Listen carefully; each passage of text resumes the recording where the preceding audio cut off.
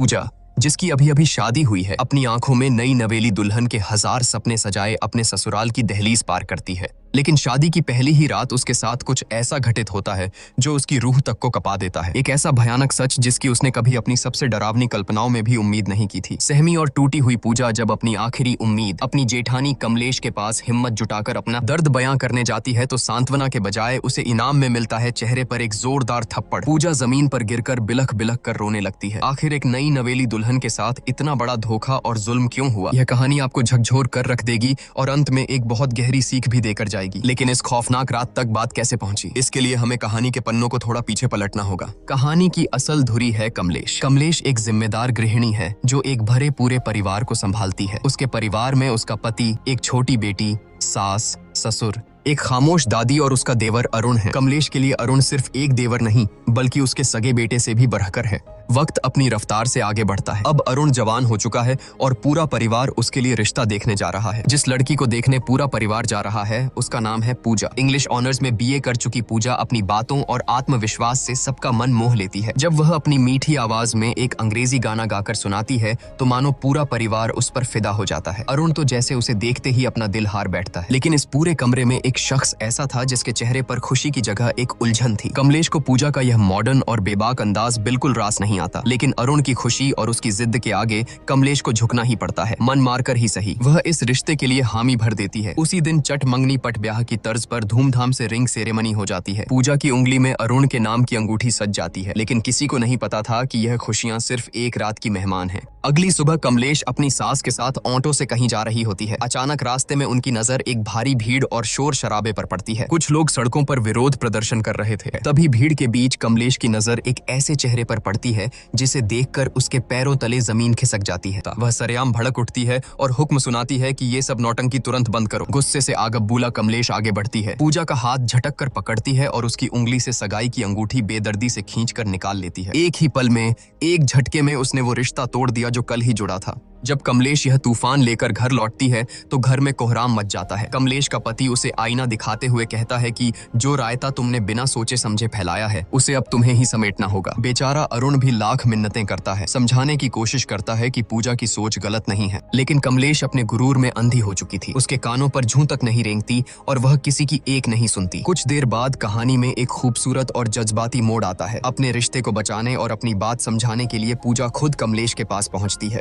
वह बहुत ही नरमी से माफी मांगते हुए कहती है कि अगर हम सही के लिए और दूसरों के हक के लिए खड़े नहीं होंगे तो यह दुनिया धीरे धीरे खत्म हो जाएगी। कमलेश जो भले ही पुरानी सोच की थी लेकिन दिल की साफ थी, पूजा की बातों की गहराई को महसूस कर लेती है। उसका दिल पसीज जाता है और वह मुस्कुराकर कहती है कि मुझे बातें जरा देर से समझ आती हैं, लेकिन जब एक बार समझ आ जाएं तो मैं सही का साथ कभी नहीं छोड़ती। यह कहकर कमलेश पूरे मान सम्मान के साथ वो अंगूठी वापस पूजा को सौंप देती है। आखिरकार शहनाइयां बजती हैं और अरुण तथा पूजा विवाह के बंधन में बंध जाते हैं। लेकिन शादी की इस चकाचौंध के बीच एक परेशानी छिपी थी। शादी वाले दिन पूजा की तबीयत बेहद खराब थी। तेज बुखार और बदन दर्द के कारण उसका बुरा हाल था। फेरों के वक्त भी वह दवाइयों के सहारे मुश्किल से खुद को खड़ा रख पा रही थी। शादी की रस्में पूरी होने के बाद आती है वो रात जिसे हर नई नवेली दुल्हन अपनी जिंदगी की सबसे खूबसूरत रात मानती है, सुहाग रात। अरुण कमरे में आता है और कुछ इधर उधर की औपचारिक बातों के बाद वह पूजा के करीब आने लगता है। पूजा जो दर्द और बुखार से टूट रही थी बहुत ही स्पष्ट शब्दों में अरुण से कहती है कि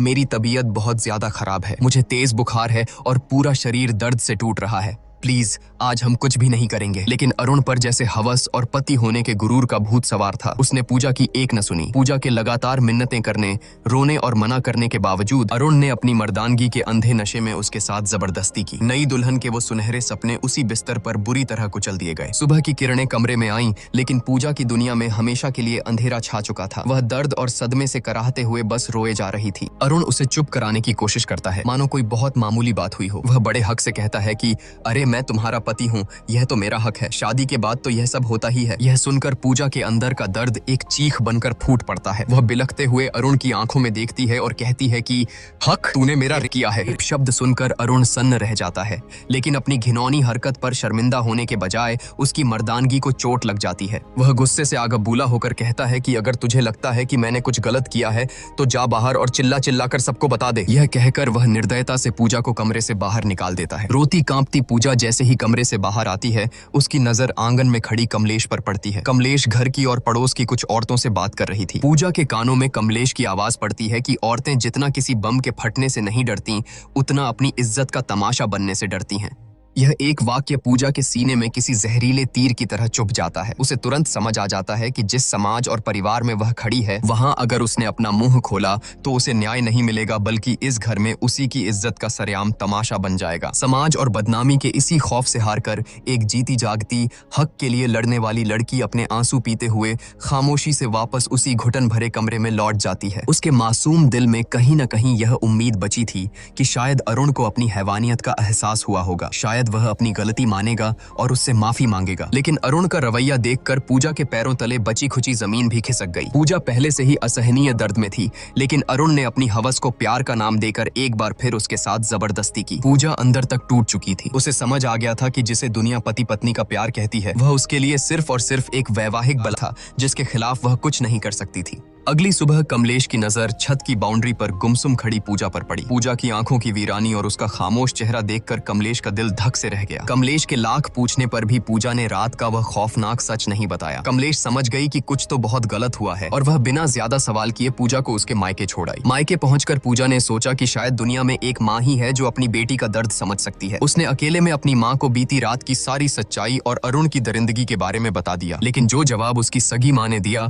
वह अरुण की हैवानियत से भी ज्यादा खौफनाक था। माँ ने उसे सीने से लगाने के बजाय समझाते हुए कहा कि पति पत्नी के बीच ये सब तो होता ही है, शादी की है तो ये सब तो निभाना ही पड़ेगा। इसमें ना कहने वाली क्या बात थी, इसी से तो परिवार और वंश आगे बढ़ता है। अपनी ही माँ के मुंह से ये शब्द सुनकर पूजा सन्न रह गई। रही सही कसर माँ ने इमोशनल ब्लैकमेल करके पूरी कर दी। घर की गरीबी का वास्ता देते हुए उसने पूजा को तुरंत ससुराल वापस लौटने का हुक्म दिया और धमकी दी कि अगर वह वापस नहीं गई तो वह अपनी नस काटकर जान दे देगी। अपनों से मिले इस धोखे के बाद बेचारी पूजा के पास कोई रास्ता नहीं बचा था। वह एक जिंदा लाश की तरह कमलेश के साथ वापस लौटने लगी। सफर के दौरान एक जगह वॉशरूम जाने के बहाने पूजा ऑटो से उतरी। यह उसकी जिंदगी का सबसे बड़ा फैसला था। उसने पीछे मुड़कर नहीं देखा और वहां से चुपचाप भाग निकली। कमलेश ने उसे पागलों की तरह हर जगह ढूंढा, लेकिन पूजा का कोई सुराग नहीं मिला। घर पहुंचकर जब कमलेश ने यह खबर दी तो पूरे परिवार में हड़कंप मच गया। सबने पूजा को ढूंढा, लेकिन वह जैसे हवा में गायब हो गई थी। हारकर कमलेश ने पूजा की दोस्त सोना को फोन मिलाया, जो एक एनजीओ में काम करती थी। सोना ने कहा कि उसे पूजा के बारे में कुछ नहीं पता,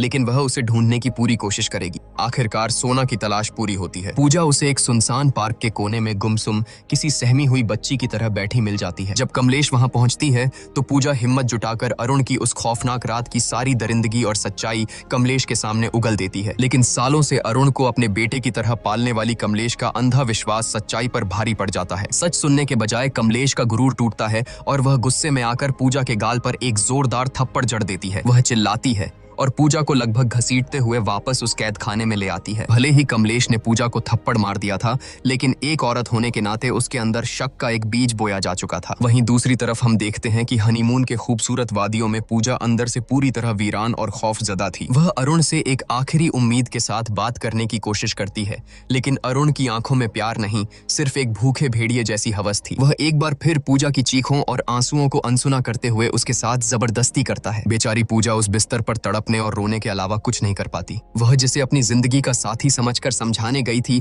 वह सिर्फ एक झल्लाद निकला। पूजा को उस रात पूरी तरह समझ आ गया था कि अरुण की नजरों में वह कोई पत्नी या प्यार नहीं, बस उसकी हवस मिटाने का एक बेजान जरिया भर थी। पूजा की जिंदगी एक जीते जागते नर्क में बदल चुकी थी। एक रात खौफ से कांपती पूजा खुद को बाथरूम में बंद कर लेती है। बाहर से अरुण दरवाजे को पीटते हुए उसे बाहर आने का हुक्म देता है। अंदर से डरी सहमी पूजा रोते हुए कहती है कि आज मैं तुम्हारे करीब नहीं आ सकती, मेरे पीरियड्स शुरू हो गए हैं। लेकिन एक हैवान के सिर पर सवार हवस को भला कोई कैसे रोक सकता था? अरुण का जवाब किसी भी इंसान की रूह का पाने के लिए काफी था। वह बेशर्मी और क्रूरता से कहता है कि मुझसे झूठ मत बोल, दरवाजा खोल, मुझे देखना है। यह सुनकर बाथरूम के अंदर खड़ी पूजा की जान सूख जाती है। उसे समझ आ जाता है कि यह दरिंदा उसकी कोई बात नहीं मानेगा। इसी खौफ और बेबसी के बीच पूजा की नजर वहां रखी एक ब्लेड पर पड़ती है और सीन यहीं कट हो जाता है। अगली सुबह घर में कोहराम मच जाता है। सबको पता चलता है कि पूजा अस्पताल में है और उसकी हालत बेहद नाजुक है। पूरा परिवार बदहवास हालत में वहां पहुंचता है। अरुण अरुण बड़ी चालाकी से कमलेश और बाकी घर वालों को गुमराह करते हुए कहता है कि उसे औरतों वाली कोई अंदरूनी दिक्कत थी,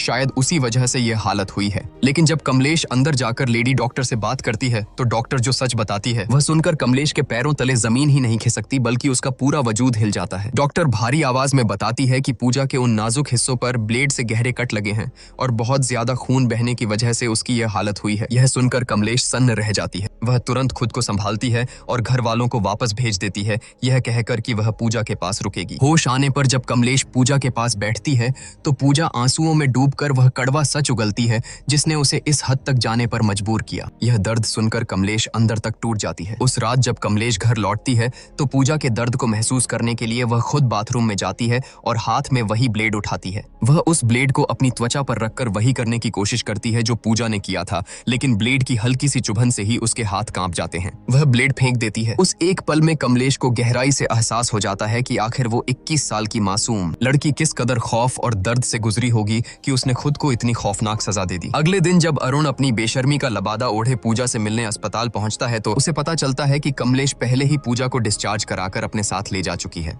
अपनी पत्नी की इतनी गंभीर हालत के बावजूद उस जाहिल इंसान के दिमाग में सिर्फ एक ही बात चल रही थी। वह बेशर्म होकर लेडी डॉक्टर से पूछता है कि अब मैं अपनी पत्नी के साथ इंटीमेट तो हो सकता हूँ ना? यह घिनौना सवाल सुनकर डॉक्टर का खून खौल उठता है। वह डॉक्टर पूजा के वो खौफनाक घाव देख चुकी थी और जानती थी कि इसके पीछे कौन है। वह अरुण पर बुरी तरह भड़क जाती है और पूरी ताकत से चिल्लाते हुए कहती है कि बहुत ही नीच और घिनौना इंसान है तू, तेरे जैसे जाहिलों के आड़ में तो गोली मार देनी चाहिए। वह तुरंत सिक्योरिटी गार्ड्स को बुलाती है और अरुण को धक्के मारकर अस्पताल से बाहर फेंकवा देती है, यह चेतावनी देते हुए कि यह जानवर इंसान दोबारा मेरे अस्पताल के आसपास भी नहीं दिखना चाहिए। पूजा जो अपनी आंखों में शादी और एक नए जीवन के 1000 सुनहरे सपने लेकर इस घर में आई थी, आज उसकी जिंदगी एक ऐसे भयानक नर्क में तब्दील हो चुकी है जहां उसका ही पति उसका सबसे बड़ा मुजरिम बन गया है। प्यार और हक के नाम पर पूजा ने जो झेला है वो मौत से भी बदतर था, लेकिन अब जब पूजा मौत के मुंह से वापस लौट आई है और उसे उस कमलेश का साथ मिल गया है जो कल तक उसी के खिलाफ खड़ी थी, तो अब आगे क्या होगा? आपके हिसाब से अब पूजा को क्या कदम उठाना चाहिए? क्या उसे अरुण को माफ कर देना चाहिए या उसे ऐसी सजा देनी चाहिए जो एक मिसाल बन जाए? अपनी राय हमें कमेंट्स में जरूर बताएं। वीडियो को लाइक करें और चैनल को सब्सक्राइब करना बिल्कुल न भूलें ताकि पूजा की कहानी का अगला और सबसे अहम हिस्सा आते ही आप तक पहुंच सके। मिलते हैं बहुत जल्द कहानी के अगले भाग में। फाइनली भैया शेर सिंह को दुबई पुलिस की तरफ से टॉफी मिली है। बहुत तगड़ी है। बेस्ट हो जाएगी हमारा। हाँ वापस किधर से लगेगी भाई? फोकट वाली ऐसी। सॉरी हम तो सॉरी पड़ी है। सॉरी ए सॉरी। अरे भाई साहब क्या चल रहा है? क्या चल रहा है बाबू भाई? लो ये तुम्हारे लिए प्रोटीन का डब्बा। 1 रुपये डालो टिप के वाले। 3 रुपये 99 पैसे का है। 1 रुपये टिप वाले डाल दो बस। वही छोटी बच्ची के लिए 21 नंबर 21 नंबर जूता यार। शादी का हुई? शादी अभी हुई नहीं इसलिए तो देख रहा हूँ। प्लानिंग पहले ही बना देता है। जाएंगे उस टाइम लेके जाएंगे भाई। प्लानिंग पहले ही कर रहा है। साथ में आता एक के साथ एक फ्री आता तो स्कीम है ना। स्कीम में कुछ भी आ सकता है। शादी को जूता और प्लानिंग पहले ही करे। देखना पड़ता भाई क्या करें सजना तेरे बिना। बहुत बढ़िया बढ़िया जूते हैं लेकिन पैसे नहीं है। गरीबी में आटा गीला है। गरीबी में आटा गिला। बहुत तगड़े तगड़े माल है। कौन सा भी मिलता है। पावर लिफ्टिंग वाले बेड को घोड़ा का बना दिया।